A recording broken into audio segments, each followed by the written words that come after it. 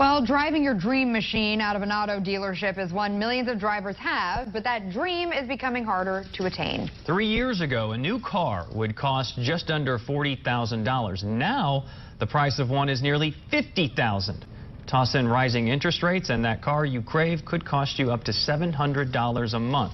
Here to discuss the issues we're facing with and the spiraling upward cost of cars, we're joined by the car coach, Lauren Fix, author, auto expert, and active race car driver. Quite the resume there. Lauren, we mentioned the high interest rates, but why else are we seeing such high prices here? Well, the high prices have been coming over a period of time. Pre-pandemic, prices were more reasonable. The average prices of cars you were showing was well closer to the $30,000 mark. But now we had the chip shortage, which we are still, believe it or not, we are still fighting this chip shortage. And when you're looking at the price of a vehicle, like you said, almost $50,000 for a regular gasoline-powered vehicle, but an electric vehicle is on average is $58,000. And that's also according to Cox Automotive and their analysis that comes out monthly. And one of the things we noticed right away is why. And that is because we still have the cost of labor is high. We have the inflation. We've got, of course, interest rates going up. And you still have to transport parts in from all over the world. And all of that costs money, plus the labor to assemble it, then transport that vehicle to the dealer. So you're watching the cost build and build and build. Now, previous to all this, or along the way, shall we say, we also had a shortage of inventory, and some dealers were charging over sticker. But now we're starting to see cars sell at really close to what the window sticker price is. If anyone's telling you you have to purchase it over that window sticker price, walk away. There's another dealer out there who's got that vehicle who'll be happy to sell it to you. And for the average American who earns, an average salary, currently no new car is priced less than $20,000. So what alternatives would you suggest to someone who kind of wants a new car? Well, there really aren't many options under $20,000. You are correct. The Chevy Trax is coming in around $25,000.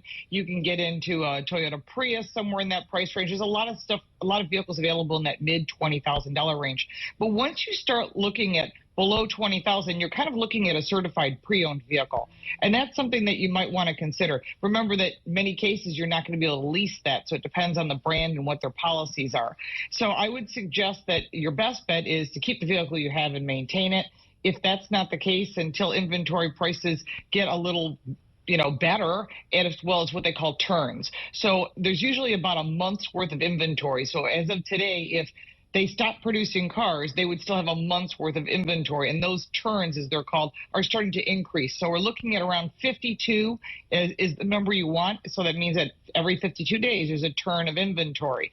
So that's when you're going to start seeing better incentives that might get you into a newer car. If you can wait, I would. If you're desperate for a new vehicle for whatever reason, your best bet is to try and negotiate, look for incentives. There are vehicles that are no longer being made, like the Chevy Bolt EV, or other vehicles that are sedans that they decided they're not going to produce anymore, might give you some opportunity to purchase a new vehicle at a lower price. And you can save a lot by going with the used vehicle, because a new car loses a lot of value the minute you drive it off the lot, right? Absolutely.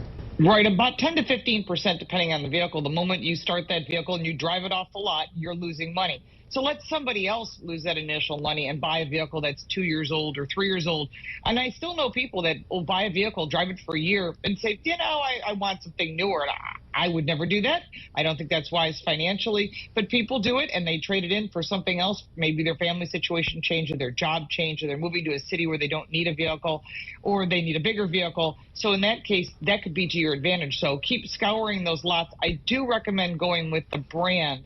For example, if you're looking at a Ford Bronco, then you want to go to a Ford lot. If you're looking at an Equinox, you go to a Chevy lot. If you're looking for a Kia, go to a Kia lot. The reason you do that is they're more than likely going to transfer over that warranty to you. If you buy it from another brand, they're just looking to sell the vehicle and get it off the lot. Some good advice there. 50 grand. It's like buying a new Tesla. That's a lot of money. That's a lot of money. All right, Lauren Fix, thank you so much for joining us this morning. Appreciate your time.